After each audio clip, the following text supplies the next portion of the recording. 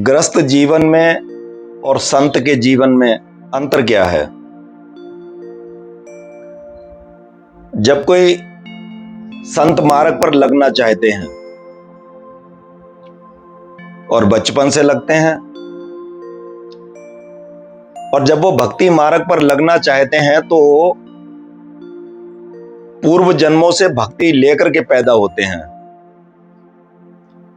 यानी कि बचपन से ही संसार से वैराग्य, परिवार से, ग्रस्त से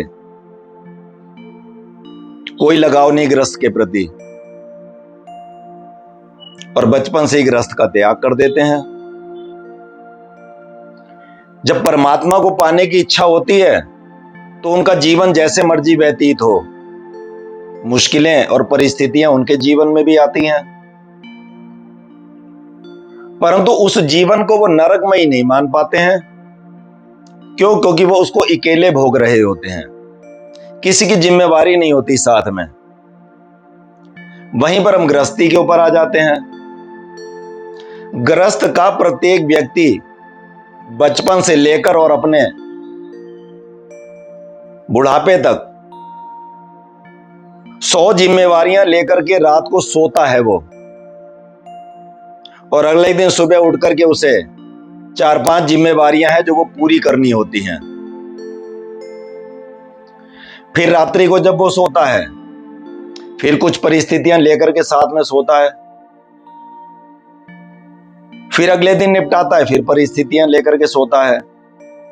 तो वो परिस्थितियां कभी भी उनका पीछा नहीं छोड़ती। जो कई परिस्थितियां ऐसी होती हैं जो उनके जीवन में नरकमयी बन जाती हैं, तो उनके जीवन में स्वर्गमयी क्षण भी आते हैं और नरकमयी ज्यादा आते हैं। परंतु गृहस्थी को एक बात बता दी गई है कि मृत्यु के बाद यही नरकमयी जीवन है, यहीं पर ही है, ये नहीं बताया गया। क्यों? क्योंकि ये बात उन संतों को ही नहीं पता है। क्यों? क्योंकि वो गृहस्थ का त्याग कर चुके हैं, कोई जिम्मेवारी नहीं उनके ऊपर। अपनी है भोजन की व्यवस्था और सोने की, वो भी समय के साथ में आकर के वो अपने कोई कुटिया और आश्रम बना लेते हैं। कुटिया और आश्रम बनाने के बाद वो भी एक गृहस्थ बना लेते हैं अपना, लेकिन वहां पर भी किसी की जिम्मेवारी साथ में लेकर के नहीं सोते हैं जैसे गृहस्थ के अंदर होती है। तो वो आश्रम और कुटिया बनाने के बाद भी अपने जीवन को वो नरकमयी नहीं मान पाते।